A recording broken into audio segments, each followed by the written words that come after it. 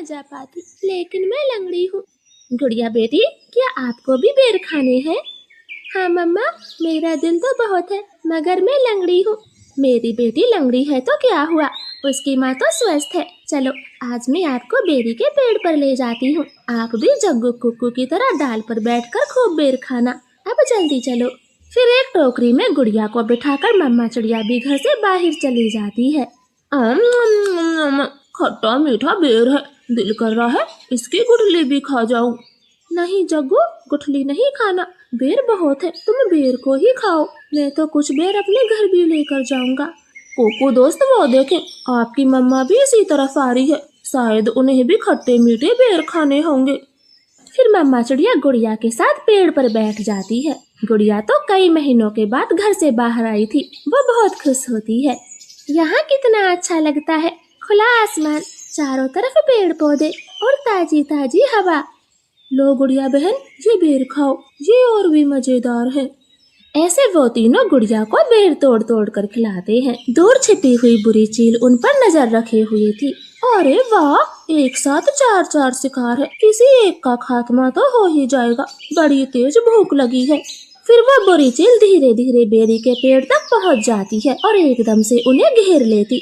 जग्गू और कुक्कू तो डर के मारे मम्मा चिड़िया के पीछे छुप जाते हैं। सब ऐसे ही खड़े रहो, अगर एक भी भागा तो कच्चा चबा जाऊंगी, बड़ी तेज भूख लगी है मुझे। नाना चील जी, हमें जाने दे, हमारी जान बख्श दे, छोटे बच्चों पर रहम करें। नाना चिड़िया, किसी एक को तो अपना शिकार बनाकर ही खाऊंगी।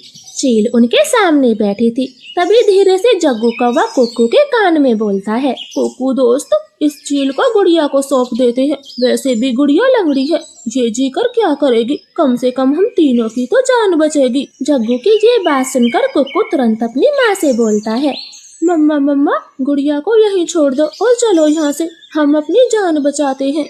हाँ भाई, ये भी ठीक है, मेरा काम इस लंगड़ी चिड़िया से ही चल जाएगा, तुम सब चले जाओ।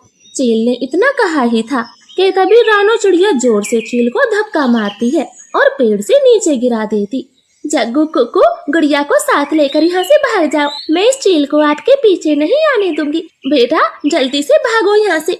इतना कहकर रानो चील पर हमला कर देती है और जग्गू और कुक्कू टोकरी लेकर वहाँ से भाग जाते हैं। चिड़िया और चील में काफी देर तक लड़ाई होती है और आखिर में चील रानो को जान से मार देती है।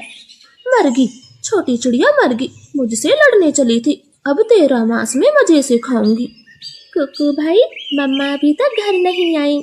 मम्मा को चील ने मार दिया है, वरना वो अब तक आ जाती, क्या जरूरत थी मम्मा को वहाँ ले जाने की। भाई, अगर हम वहाँ न होते तो वो बुरी चील आपको खा जाती, आप ऐसा क्यों बोलते हो? नहीं, हम चील के हाथ कभी ना आते, वो तो तुम साथ में थी, इसलिए मम्मा ने चील से लड़ाई करने की सोची। तुम लंगड़ी थी ना, माँ को तेरी वजह से मरना पड़ा, अब तू ही माँ की हत्यारन है, समझी? ऐसे कुक्कू तो गुड़िया को ही दोषी ठहराता है। अब गुड़िया का ध्यान रखने वाला कोई नहीं था। कुक्कू सारे दिन बाहर घूमता फिरता, वो लंगड़ी बहन का बिल्कुल भी ख्याल नहीं रखता, चाहे वो भूखी हो या फिर प्यासी हो। भाई, सुबह से रात हो गई है, आप मेरे लिए कुछ खाने को नहीं लाए?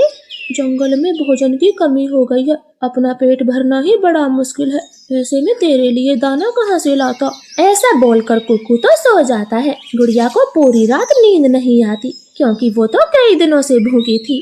मम्मा मम्मा, अगर आज आप जिंदा होती तो मेरा कितना ख्याल रखती, अब तो मुझे भी भूखा सोना पड़ता है, मैं क्या